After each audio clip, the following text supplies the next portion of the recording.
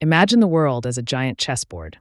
The pieces are not soldiers or missiles, but cargo ships, oil tankers, and shipping lanes. And right now, that board is shifting in ways we haven't seen in decades. Tensions between the West and the growing China-Russia alliance are rising fast.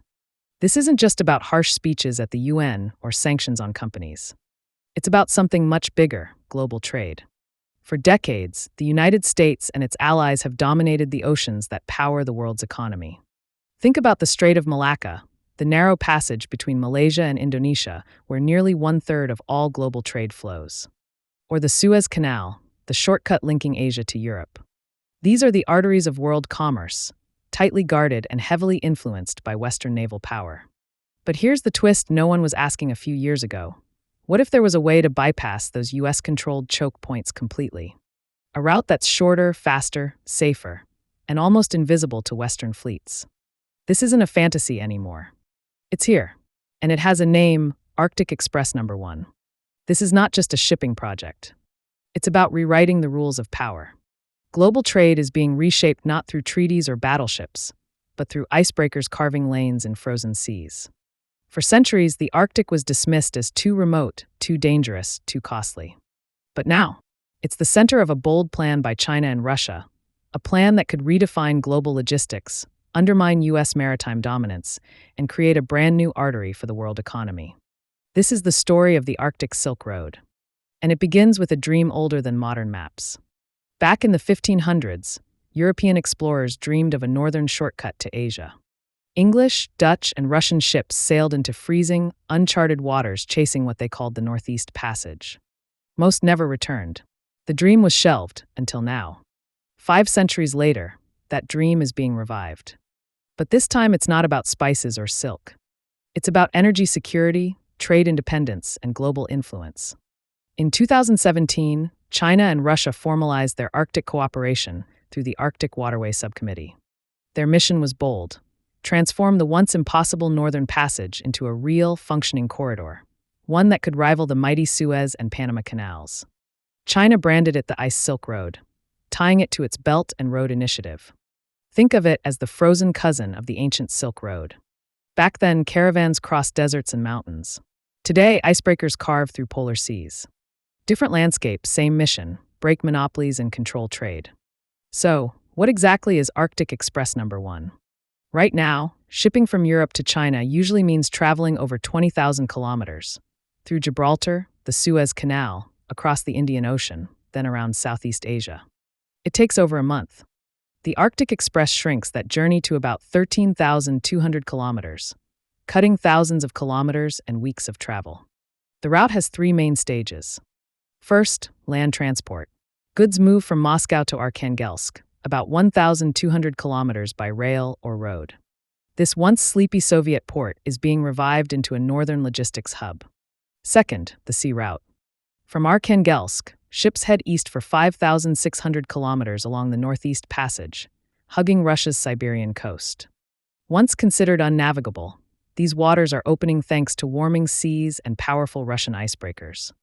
Third, the Pacific stage. Ships cross the Bering Strait, the narrow channel between Russia and Alaska, before heading south to China's megaports like Shanghai, Qingdao, and Tianjin, another 6,600 kilometers. Why the Northeast Passage instead of the Northwest Passage through Canada, or the Central Arctic route over the pole? Simple. The Northwest Passage is politically complicated and poorly developed, while the Central route is still buried under thick ice. Only the Northeast Passage is fully under Russian control, seasonally open, and actively developed. Climate change, ironically, makes this possible. Each summer, Arctic ice shrinks, opening channels that were frozen for centuries. With modern icebreakers, navigation windows stretch even longer. A hidden highway is literally emerging from beneath the ice. Of course, it's not smooth sailing. These waters are still brutally cold, unpredictable, and lightly mapped. Ships need reinforced hulls, trained polar crews, and constant satellite support. But with modern technology and billions of dollars in investment, what was once a frozen no-man's land is being turned into a trade superhighway. And here's why it matters. The economics are staggering. Shipping from Shanghai to Rotterdam via the Suez Canal takes roughly 36 days. Through the Arctic Express, That same journey could take only 20 to 25 days. That's a time saving of 2 full weeks. In global shipping, that's a revolution. The Arctic route is also up to 8,000 kilometers shorter. Less distance means less fuel, fewer emissions, and lower costs. Unlike traditional routes plagued by congestion, the Arctic is wide open.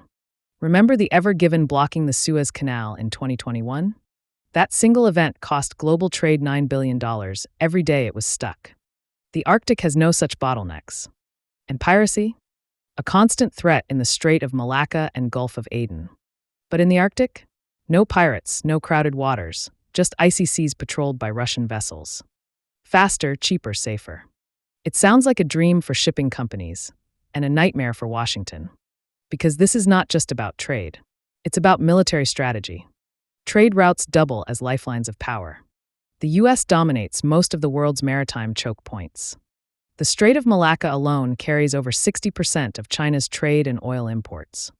With naval bases in Singapore, Guam, and allies spread across the Indo-Pacific, the U.S. has the ability to choke China's economy in a conflict.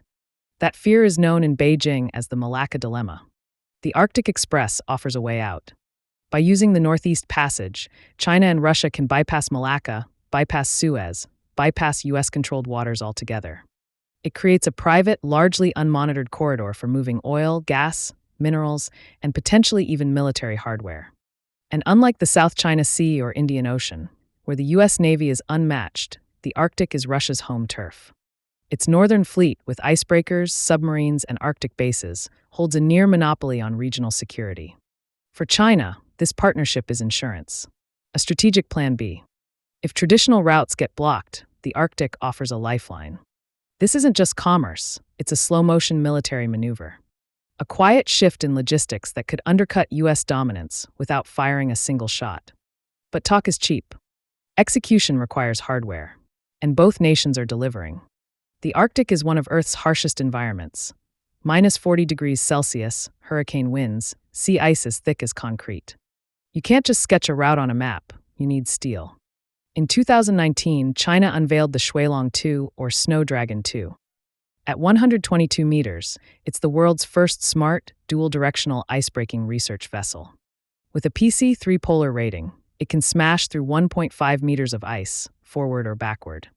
Loaded with next-gen navigation, environmental sensors, and satellite links, it's not just breaking ice, it's scouting the Arctic future. In 2024, China's Sinotrans signed a deal with Russia's Rosatom, which oversees the Northern Sea route, to build 5 ARC, 7-class polar container ships by 2027. These beasts can cut through 2.1 meters of ice without escorts. Think of them as armored tanks built for oceans. Meanwhile, Russia's ambitions are massive. In 2023, cargo volume along the Northern Sea route was around 36 million tons. By 2030, the target is 270 million tons, a 7-fold increase in just 7 years. That's not just growth. That's building a new artery for the global economy.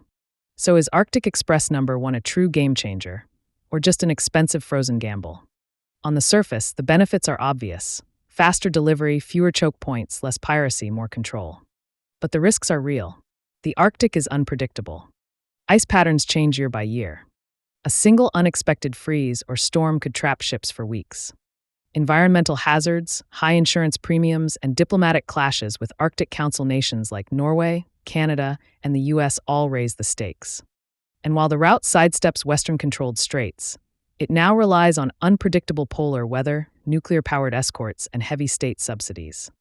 This is a high-risk, high-cost gamble for both nations. So what's the verdict? A new global era, or another geopolitical mirage? Only time and ice will decide. But one fact is crystal clear. Trade routes don't just move goods. They move power. They shape empires. And the Arctic Express could redraw the world's economic map. If you want to stay ahead of these silent shifts shaping the global order, make sure to subscribe, hit that notification bell, and join us for the next deep dive. Because the future of trade might just be sailing through the Arctic.